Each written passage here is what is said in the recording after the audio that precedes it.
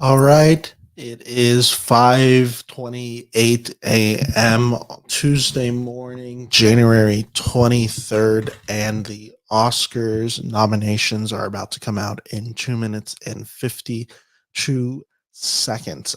My name is Ben Friedman, film critic, and I've been on YouTube here for the past few months doing power rankings of all the nominations. And apologies if my voice sounds a little weird right now. Something's been going on with my throat. I think I've been a little sick these past few days. I'm kind of powering through this as best as I can. But yeah, these Oscar nominations are about to come out. I believe Jack Quaid and someone else are going to be talking or announcing the nominations. So we're going to just live react and see what happens. There's always a few big surprises each year. Let me just say right now, uh, the fact that it's on YouTube, the fact that they're live streaming it on YouTube probably hurts my case a little bit. Last year, I know for a fact, uh, they live streamed on Disney Plus, which made it more popular for people to watch last year than on YouTube. But for any of you joining me today, thank you for joining me. And we'll be going live in a few minutes. And just for worrying about copyright, I am going to occasionally go like this, just to be sure I'm safe myself. But yeah, I'm curious to see what happens if there's any big ones. I think the big ones that people are talking about is Best Actor. What's going to happen? Is it going to be Charles Mel or not Charles Melton? Is it going to be Leonardo DiCaprio? Is it going to be Coleman Domingo? Is someone like a surprise like Andrew Scott or Zach Efron going to get in there? Speaking of Charles Melton, is Melton himself going to get in there? It seems like his nomination's a little bit on the fringe. Who's going to get left out? Because there's going to be some form of a big snub today. And we're about to see this ceremony is 50 seconds away. And yeah, this is exciting. This is what it all leads to, right? And yeah. So I'm gonna take a swig of water before any of this starts. Ugh, it's too early. Why do they have to do it at 5:30? Oh, something's happening. Something's happening. Screen is black.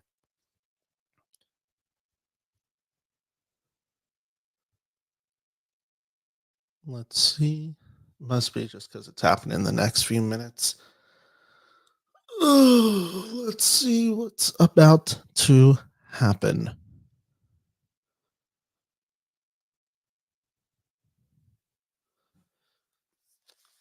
Oh, it's on.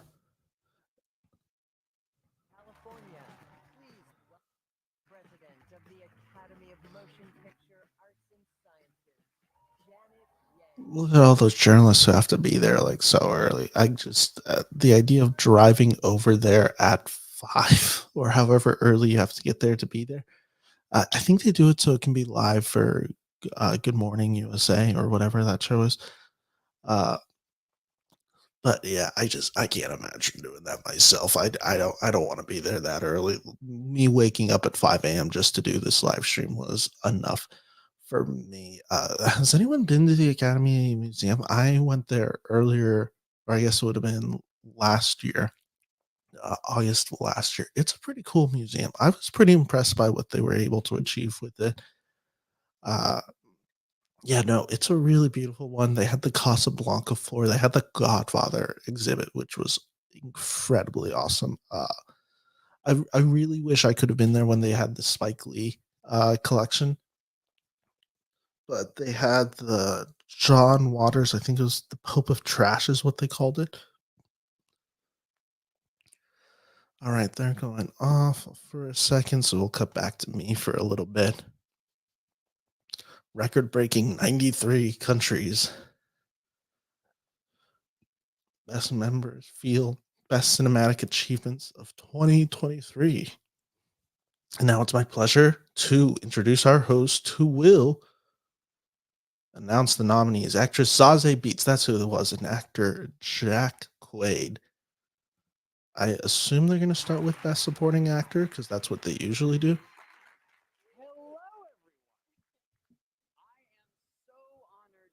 God, he's so handsome. Who cares if he's a nepo baby? He's Jack Quaid's the best.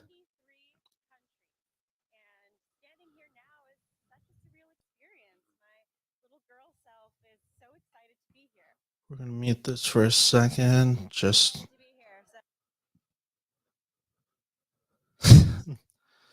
good banter from them so far.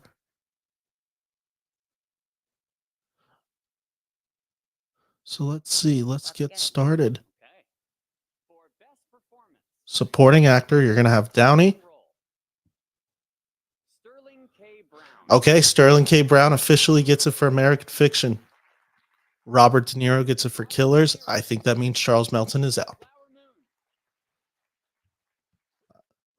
Robert Downey Jr., there it is. That's the big one, obviously, probably the winner. Ryan Gosling for Barbie. That means Melton is out unless something happens. My guess is Mark Ruffalo. There it is for Poor Things. And there's the first big snub. Charles Melton this year is not getting the nomination. Costume design. I'd have to assume we have Barbie. Yeah, Poor Things is probably in there. Good choice. Killers of the Flower Moon. Napoleon. Oh, we got a Napoleon nom. Oppenheimer. I kind of thought that as well. And Poor Things. Okay. Looking good so far.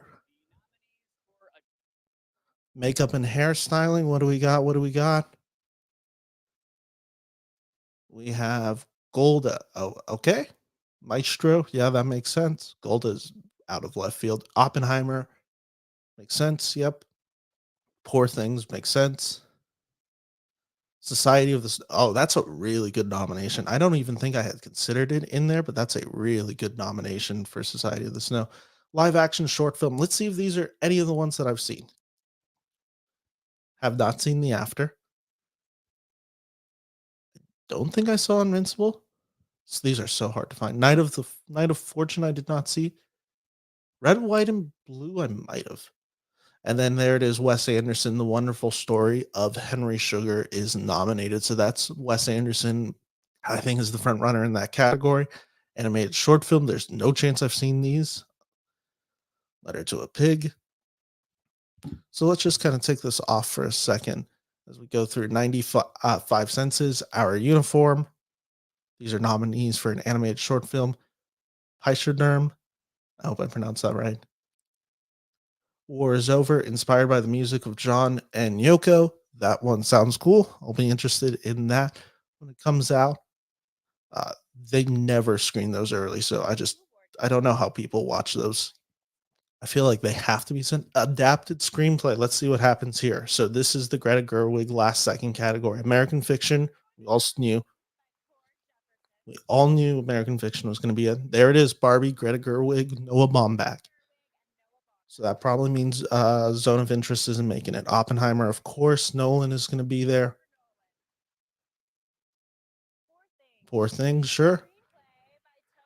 And the fifth one was which one? Okay, someone just missed out, but I'm blanking on who missed out here. But someone I predicted missed out there because I did not have Zone of Interest making it. Original screenplay. Anatomy of a Fall, yep. Killers of the Flower Moon missed out on adapted. Uh-oh. The Holdovers makes original screenplay. Okay, if Maestro makes it, I feel like Saltbird's not here. May December got some love, even though Melton missed out. So Killers of the Flower Moon missed out on adapted screenplay, which is wild. And Past Lives makes it into best original screenplay. So congratulations, Past Lives. I'm glad to see that. Killers missing out is wild. That's a wild, wild one because honestly, I thought it might have been the best case of adaptation this year.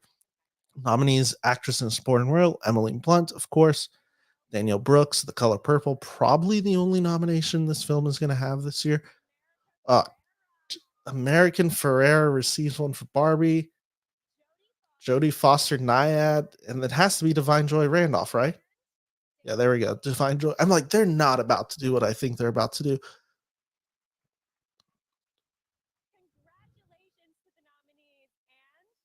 Who's missing out in this category? I know for a fact I did not have Jodie and America making it. Maybe I did. Maybe I did. Hey, wait. Best supporting actress. This is the important stuff where you're supposed to have your point. So they're taking a quick break. Nominees continue at 5:41. So let's see real quick. Who did I have making my uh hang on, let me turn this off. Who did I have making my best supporting actress list? I'm just pulling up my nominees real quick because someone just missed out and I'm blanking on who it was. Oh, I had Penelope Cruz getting in there. I did have the Penelope Cruz bump post her getting nominated at the SAG Awards. So that was the big one because I know I had Divine Joy. I know I had Daniel Brooks. I know I had Emily Blunt. I know I had Penelope Cruz. And maybe that fifth spot went to Jodie Foster. And I think I had America Ferrera on the outside looking in. The Killers of the Flower Moon one is egregious. That's the one so far that I'm the most angry about. I really did think that film was pretty incredibly adapted. I don't know what else to make about it. I'm reading Twitter right now just for people's context. Sean Fantasy over at the Big Picture said Killers of the Flower Moon messing out adapted screenplay. Sheesh. Yeah, no. Uh, Killers of the Flower Moon missing out. Let me correct what he's trying to say. Killers of the Flower Moon missing out adapted screenplay in favor of Barbie. Sheesh. Yeah, no, that's a really big.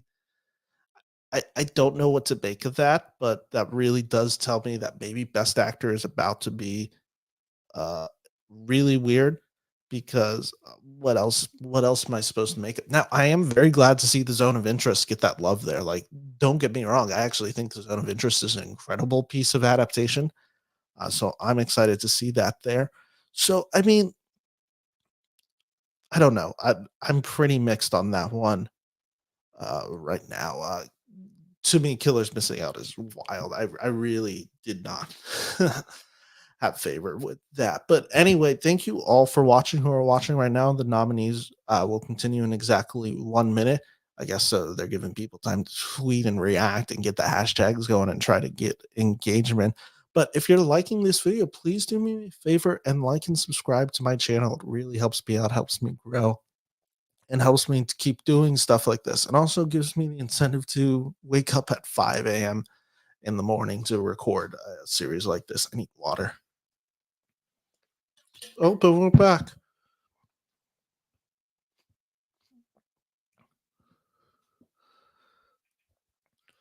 We are about to be back. The screen cut from their like logo thing to black, so which means they're about to start talking any second. Be very on brand if this thing just crashed.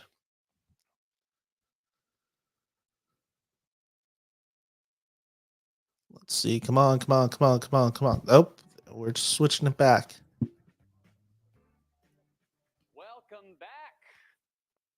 All right, let's see what we're about to have. Jack Quaid looking really handsome today.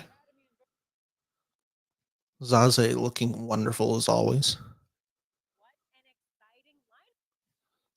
No, she's right. So far, it's been an exciting lineup. A little bit more spread of nominees than I maybe had thought. Original song. Let's see, Olivia. Olivia. I I don't get this one. The fire. I don't get it. I'm just Ken. There we go. So flaming hot fire inside. I'm just Ken for Barbie. Yep. John Baptiste. I had assumed this was going to happen. It never went away. Wajaji, a song for my people from Kill. Really, this song gets in, which is really good, but it gets in for okay. Yeah. What was I made for Barbie? We all kind of knew it. I don't love that Barbie got Chew in this one, especially because I just don't care about the Billie Eilish song. I'm sorry, but Killers of the Flower Moon getting in this category was fun. Original score, American Fiction. I should have just assumed Indiana Jones and the Dial of Destiny was going to get in because it's John Williams. Killers of the Flower Moon. Robbie Robertson just passed away this year. Incredible score. Oppenheimer. Yep, great score. Poor Things, really good score.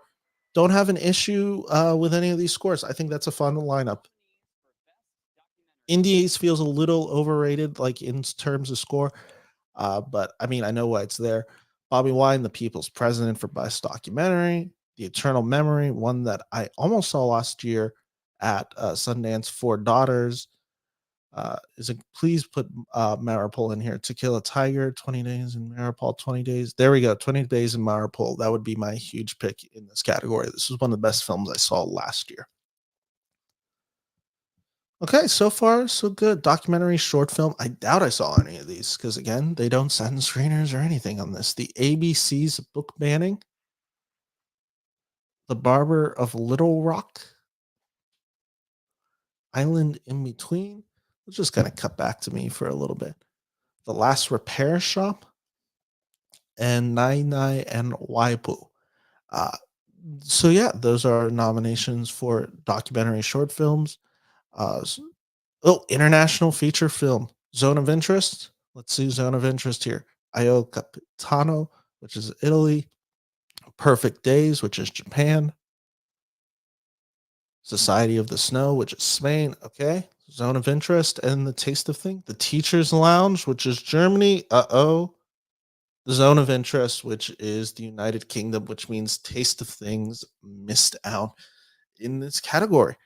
Uh, animated feature film. Super Mario Bros. Was my wild pick here. The Boy and the Heron, we knew that. Miyazaki was always going to get nominated and probably win this. Elemental, I had a feeling Pixar was not going to miss out in this category. Nimona, okay, I did pick out wrong. Robot Dreams, and then Spider-Man Across the Spider-Verse. Okay. I think that was the lineup people were largely saying because we didn't know those last two spots. I had theorized that one of them was going to go to uh, the film that I mentioned earlier. Production design Barbie, Killers of the Flower Moon. So Killers is getting the love. It's just kind of shocking to me that it then didn't get the love for adapted screenplay. Napoleon, Oppenheimer. Napoleon has more nominations than I think anyone was thinking, and Poor Things. Yeah, I can't really complain. The Killers of the Flower Moon is the only weird one. Oh my god, are you actually putting commercial right now? Come on, come on. Skip, skip, skip. Film editing, Anatomy of a Fall, The Holdovers, sure. Killers of the Flower Moon, yes. Oppenheimer, yes, should probably win. Poor Things, yes. This is the part where it's just starting to feel like we're all nominating the exact same films. Like I'm like Ferrari can get in here for editing. Like the holdovers had to get in. Well edited film, I would say. Nominee for sound, The Creator. Yeah, it does have good sound. Maestro has wonderful sound. Mission Impossible: Dead Reckoning Part One, great sound as well. I'd like to see Ferrari get in here. Oppenheimer, great sound. Zone of Interest actually needs to be there. We go. Okay, good. Zone of Interest was the best sound I saw in a movie last year, kind of by far. Nominees for visual effects. Is Godzilla minus one about to happen? The Creator, probably the front runner at this point. Now that Oppenheimer, there it is. Godzilla minus one. Guardians of the Galaxy Volume 3. Okay. Mission Impossible: Dead Reckoning Part 1. And is it just going to be Indiana Jones and the Dial of Destiny here? Napoleon. Okay. I actually do not hate that visual effects category. Cinematography. El Conde. Okay. Killers of the Flower Moon. Wonderful cinematography. I'm assuming Oppenheimer and Poor Things are going to be in here. Maestro. Wonder if I don't remember if I had Maestro in this category. Oppenheimer. Poor Things. Okay. El Conde is a surprise film. Maybe it wasn't a surprise, but I haven't seen the film yet. But I had heard the actor in a leading role. This is the big one. Bradley Cooper for Maestro. He was never going to miss out on the mod. People were crazy for that. Coleman Domingo gets in for us, and so there goes my Zac Efron dreams. Paul Giamatti. We're about to see Killian. And the fifth one will be Jeffrey Wright. So Coleman Domingo got in. I don't love that Domingo got in over DiCaprio or Efron. Well, what else am I supposed to say? Leading actress is Annette Bening about to do it. Jesus Christ. Is Margot Robbie about to miss out. Lily Gladstone makes it in. Sandra Huller gets into this category for Anatomy of a Fall. Okay. Carrie Mulligan makes it in. And then Emma Stone's going to make it. So obviously, uh, Margot Robbie just missed out for Best Actress. I don't feel great about that one, especially the fact that it came at Naya. I told everyone Anatomy of a Fall was going to get into Best Directing. Killers of the Flower and Moon. We all knew Martin Scorsese. Everyone doubted me. Is Greta Gerwig not going to get in? Here's what we have to see. Christopher Nolan. Yep. Yorgos. So this fifth spot, is it going to be Greta? Uh-oh. It's not. Barbie's missing out big.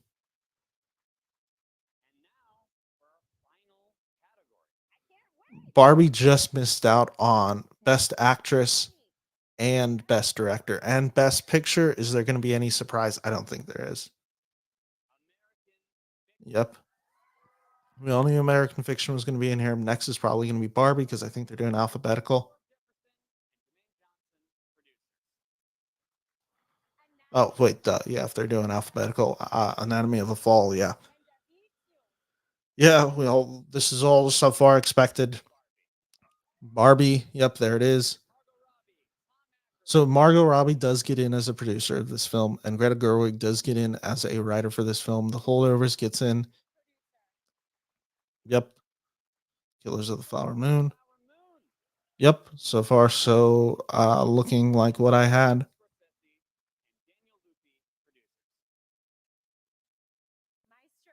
Maestro. Yep.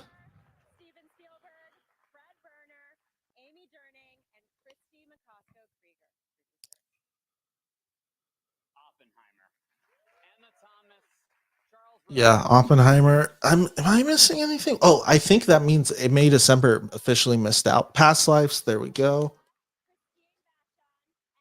So I'm assuming Zone of Interest is about to be here. Poor Things, and then Zone of Interest,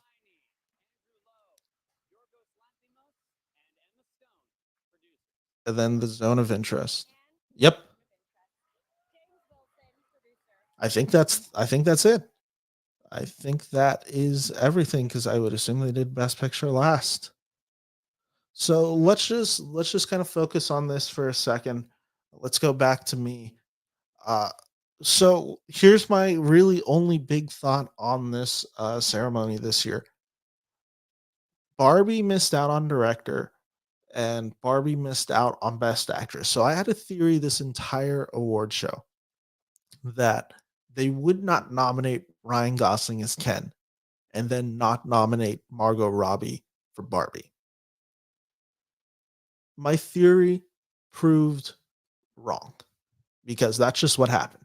Here's where I'm actually a little flabbergasted about all of this. They nominated America Ferrera and Ryan Gosling for Barbie, and then did not nominate Greta Gerwig for Best Director, which I kind of thought could happen. I didn't think Glazer was going to get into that category. That also means Alexander Payne did not get into that category. But the fact that Margot Robbie missed out, but America Ferrera did, that's kind of wild to me. That's very surprising to me.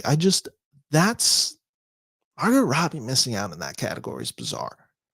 Not again, not because I don't think that any of those actresses get bad performances, though. Like I've said, get Annette Bening out of that category for Naiad. What are we doing there? I, I don't know what to tell you. I didn't care about that performance. I did not care about that movie. I thought Annette Bening was extremely pretty whatever in Naiad, if we're being fully honest. Jodie Frost Foster, I'm fully in support of Jodie Foster getting that nomination. She's great in Naiad. But Barbie missing out. So let's just kind of see some of the reactions to this now. Let's just go through it. I have to assume the Barbie one is me. No Charles Melton. Yeah, obviously that was the one most people are talking about.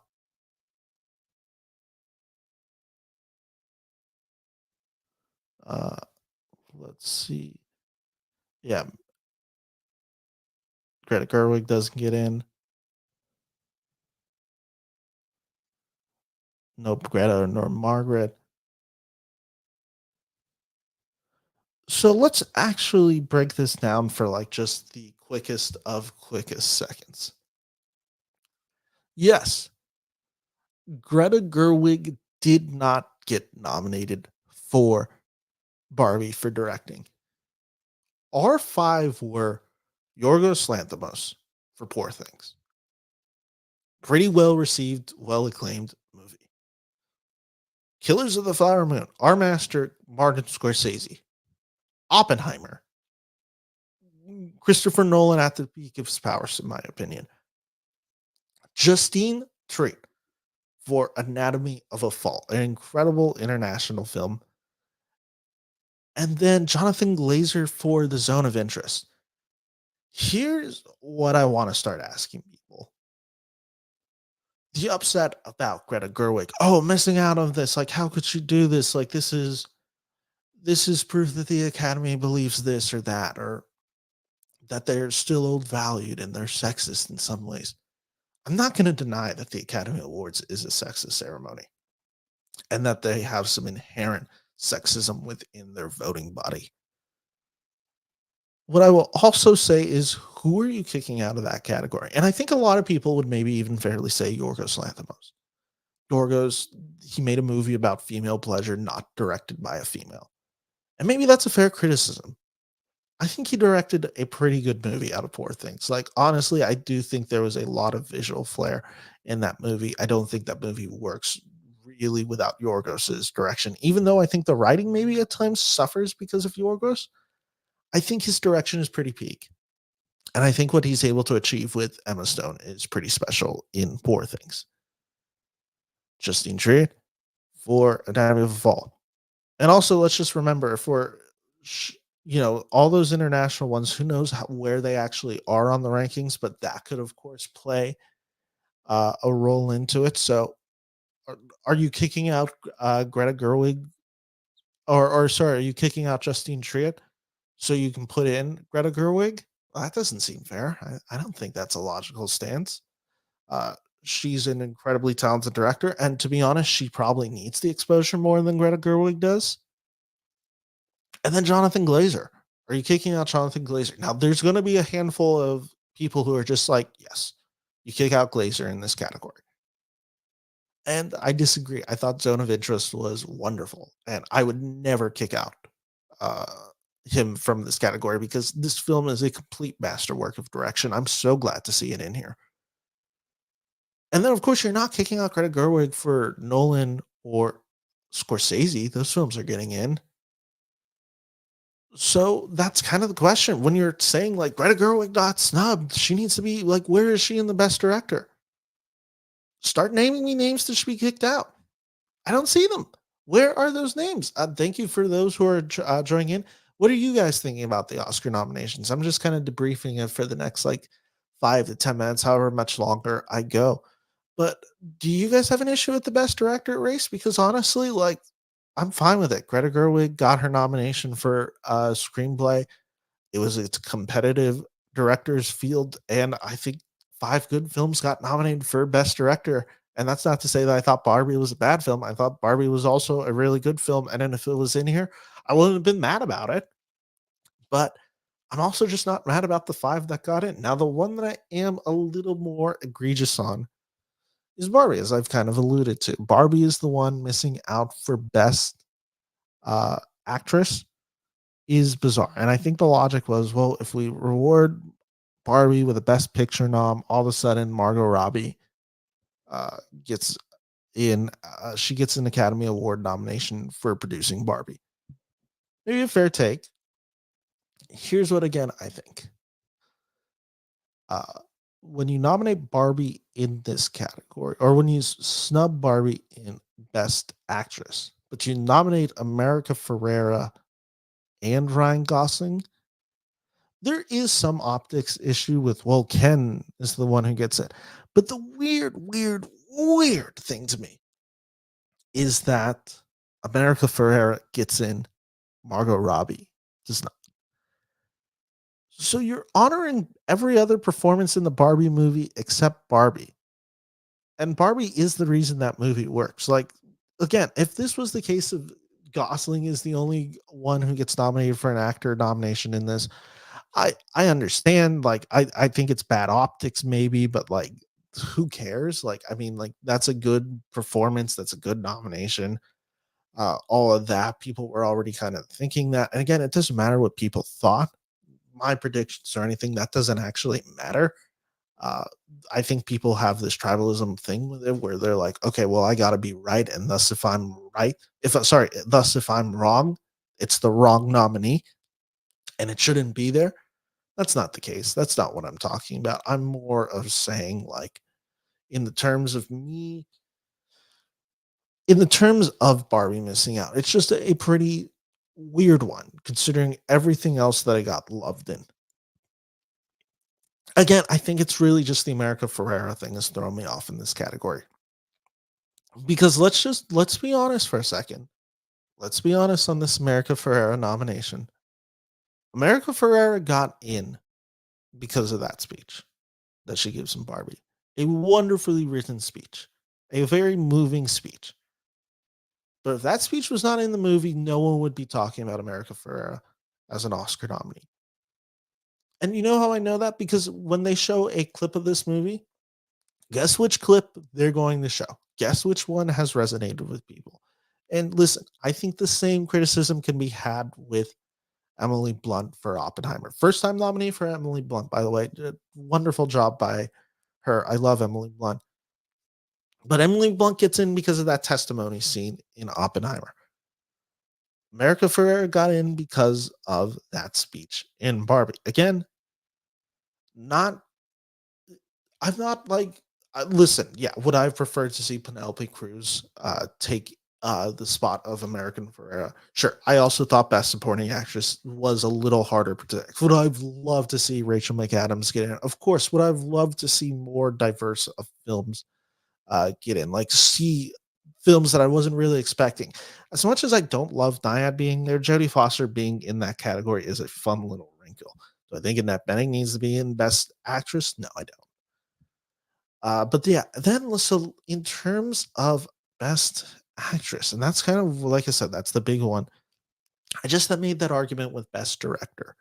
In terms of best director, we we know that like it's kind of hard to like that's a pretty impeccable list. In terms of best actress, this gets a little bit more shaky. I don't think some of these performances are just like these. Some of these are the standard ones. Now, I think the fun ones. Let's just talk about it. Lily Gladstone being in there, Emma Stone being in there, and Sandra Fuller being in there for Zone of Interest. Or no, not Zone of Interest. She got in there for Anatomy of the Fall. Apologies. Those are fun, and I really like that Sandra got in there for that. I thought she gave a great acting performance this year in Zone of Interest and Anatomy of a Fall. So I'm glad she gets in there. That left two spots, Annette Bening, and it left Carrie Mulligan.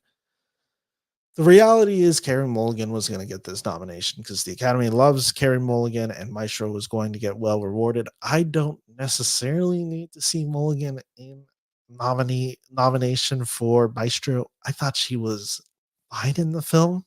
Maestro was a film that I liked, and I also didn't think the Carey Mulligan performance was all that special. So yes, would I have put Margot Robbie in there instead of Mulligan? Personally, yes, I would have.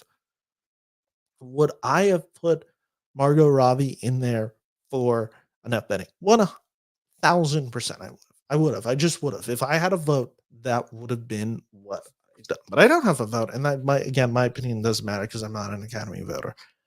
I just it is kind of one of those bizarre ones. Like I said, the Greta Gerwig kind of makes sense. The Margot Robbie one, I'm like, I just did not like how this category unfolded. And yeah, no, I do think there's some undeserving nominees in this. There were just performances in this category that didn't really matter to me. Other big snubs that I could think of, yes, best animated feature. The only one that I could really think of is I think people were assuming or maybe even guessing that Teenage Mutant Ninja Turtles was going to get in there. I always thought that is a little bit of a hyperbole,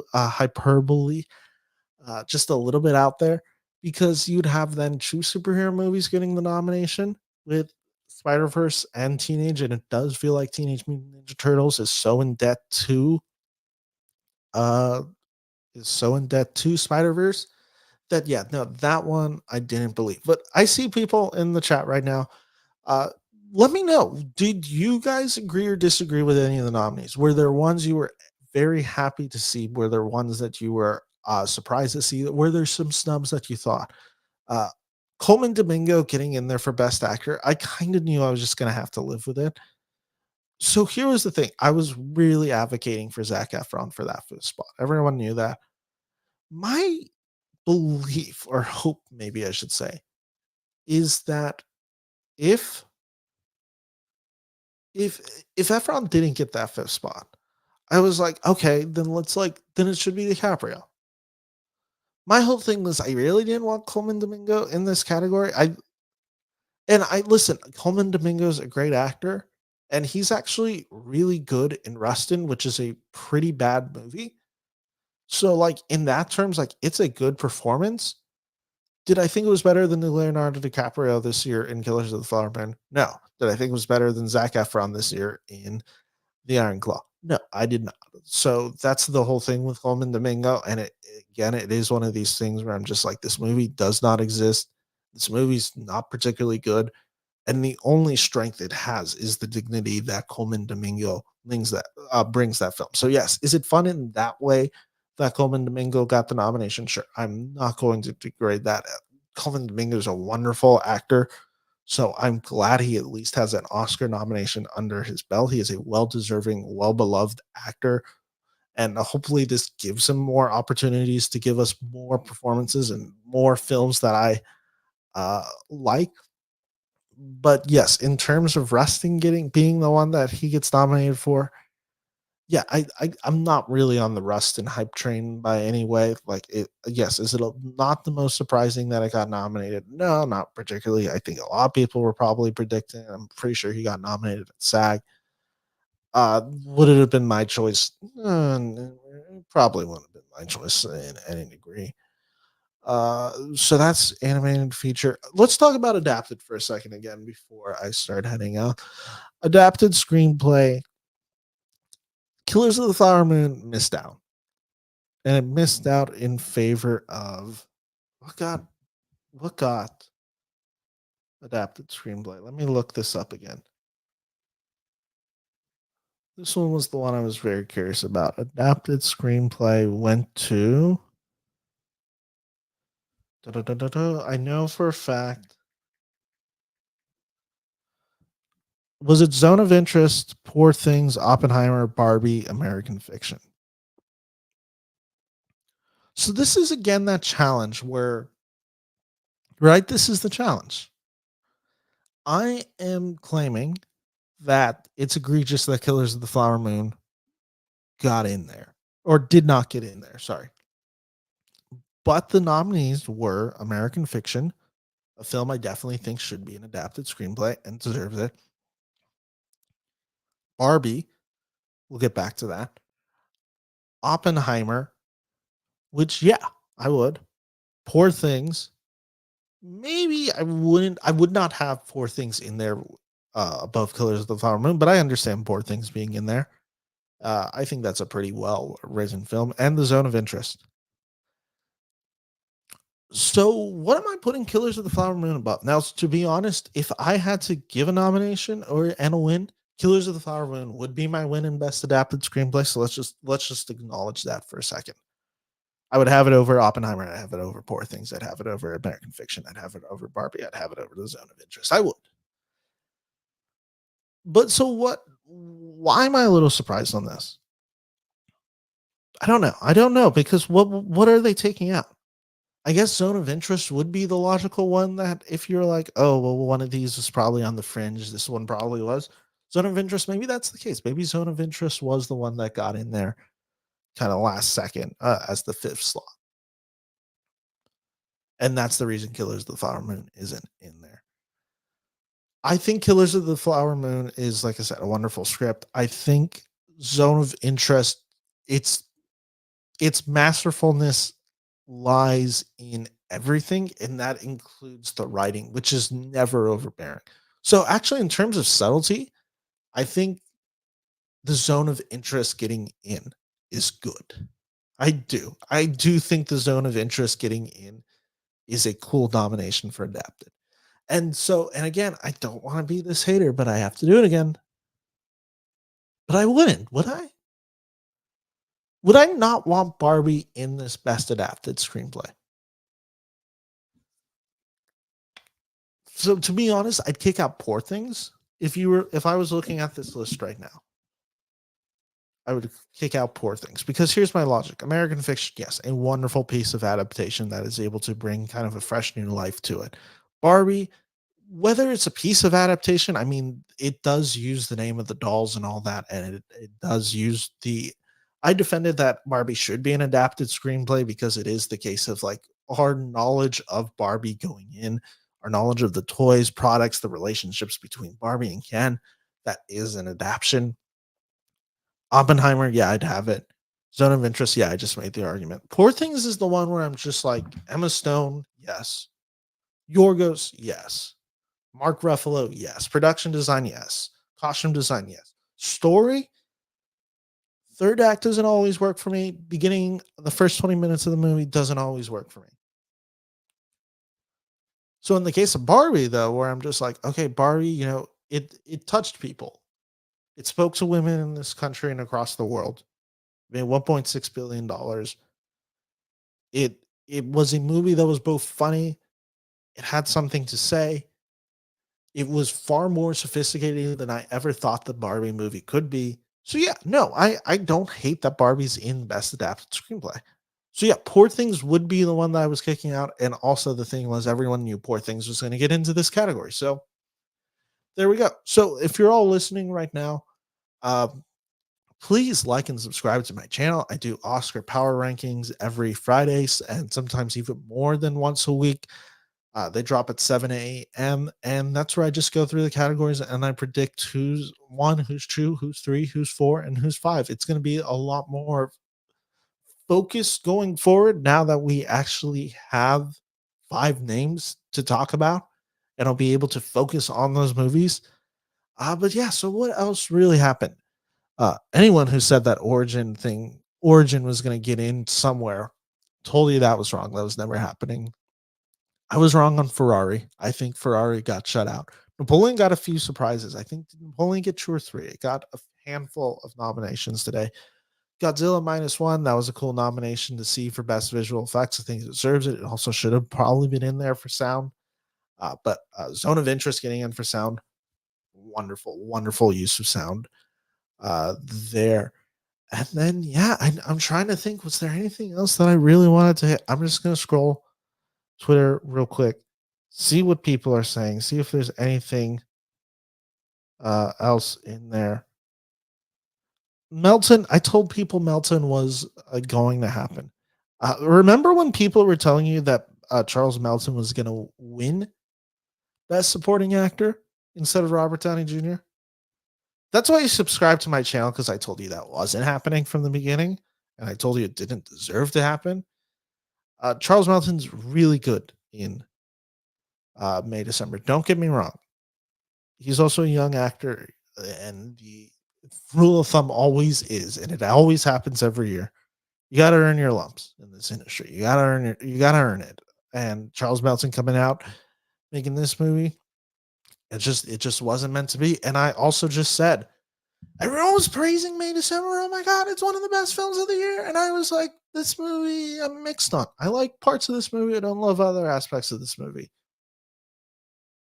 And that's kind of the thing about groupthink, right? Like groupthink does kind of make you think you're in this bubble where everyone loves this movie. And then you have other people who are like, I was fine on this movie. I didn't hate this movie. I had friends who really enjoyed this movie. I knew people who saw this movie and hated it. I was kind of more in the middle positive where I was like, I'm okay on this movie. And there's stuff that I thought about a lot. I do think about that third act of May December a lot.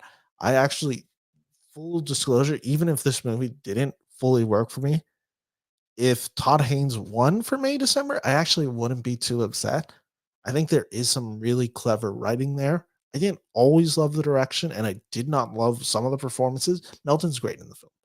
Full disclosure, I did think Melton was great in May, December. But what do I know? I'm gonna head out now because I'm just tired and my voice is slowly dying, and I have to head to work soon. So thank you all for watching today for these Oscar nominations. Take care, and again, if you like this video, please make sure to like and subscribe to my YouTube channel. Take care. Bye bye.